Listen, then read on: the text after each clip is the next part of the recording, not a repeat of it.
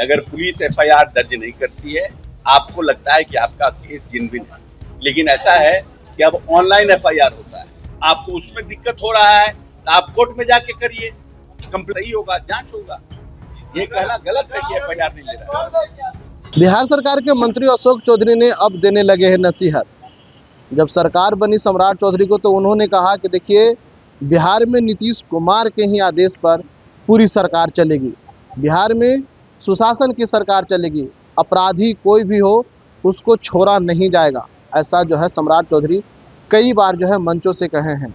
लेकिन आज जो है जिस तरह से देखा जा रहा है कि कल देर शाम जो है रोशन आनंद सर पटना के कदम कुआं थाने जाते हैं, उनको एफआईआर नहीं लेती है। वही जो है आज मीडिया ने सवाल कर दिया बिहार सरकार के मंत्री अशोक चौधरी से कि रोशन आनंद सर जाते हैं थाना, वहाँ एफआईआर करवाने जाते हैं, लेकिन उनको एफआईआर नहीं लिया जाता। उन्होंने कहा, मंत्री जी जो है अशोक चौधरी, उन्होंने साफ तौर पर कहा कि देखिए, थाना गए ठीक है, लेना चाहिए था, लेकिन वो पुलिस का मामला है, इसमें हम क्या करें, प्रशासन समझेगी, पटना के एसएसपी समझेंगे कार्तिकेय के शर्मा, पटना के आईजी समझेंगे, इसमें मैं कुछ नहीं कर सकता हूँ।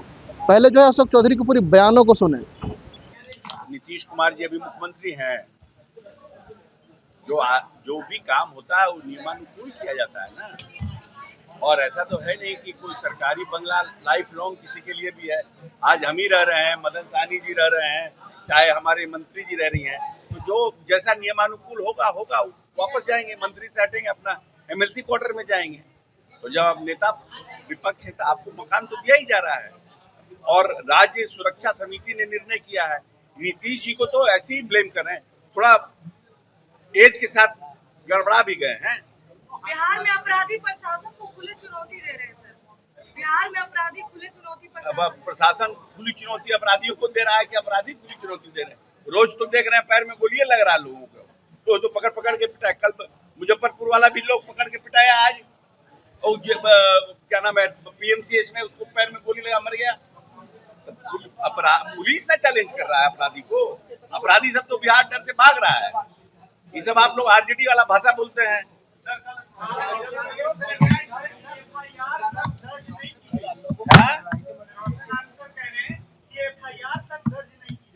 एफआईआर देखिए, संविधान में प्रावधान है कि अगर पुलिस एफआईआर दर्ज नहीं करती है, आपको लगता है कि आपका केस जिनविन है, लेकिन ऐसा है कि अब ऑनलाइन एफआईआर होता है।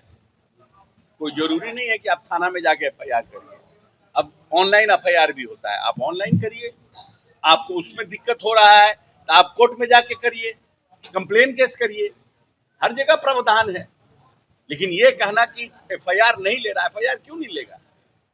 आपका गलत होगा, सही होगा, जांच होगा। ये कहना गलत है कि एफआईआर नहीं ले रहा।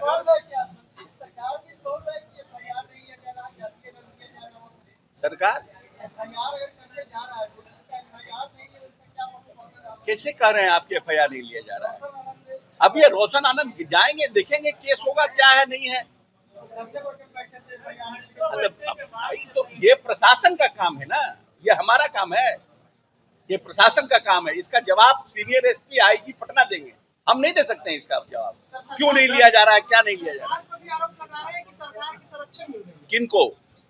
जो वहाँ के अधिकारी है, जो पदाधिकारी है, उन पे आरोप लगाया जा रहा है कि ये लोग हमारी एफआईआर नहीं कर रहे, सरकार के संरक्षण इनको मिल रहा है, इसलिए हमारी एफआईआर नहीं। इसमें सरकार का क्या पार्टी है? सरकार को क्या मतलब है?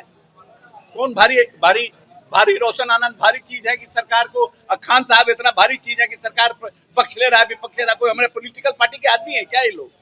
सरकार को क्या मतलब है?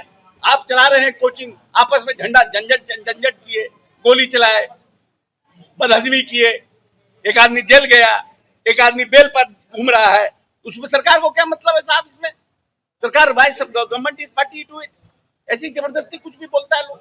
सर, कल राजद ने भ्रष्टाचार को लेकर है धरना दिया था, लेकिन नेता प्रतिपक्ष तेजस्वी यादव से, हाँ तो उनको थोड़ा वो हो रहा होगा, शर्म लग रहा होगा उसमें बैठने में।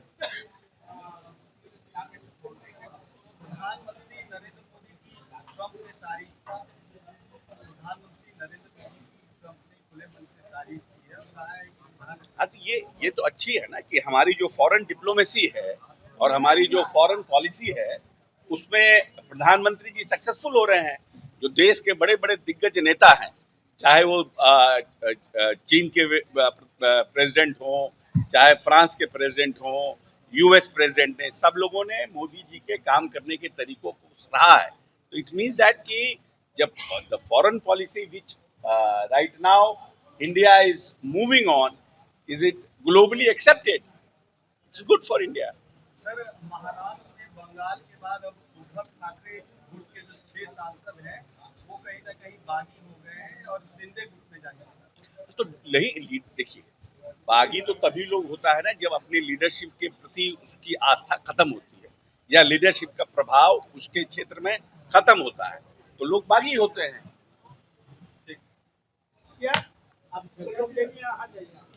तो आपने सुना किस तरह से जो है मीडिया को झल्लाते हुए उन्होंने अपनी बातों को रखी और कह दिया कि देखिए जो भी दोषी होगा उस पर कार्रवाई होगी। लेकिन महोदय, कार्रवाई कब होगी?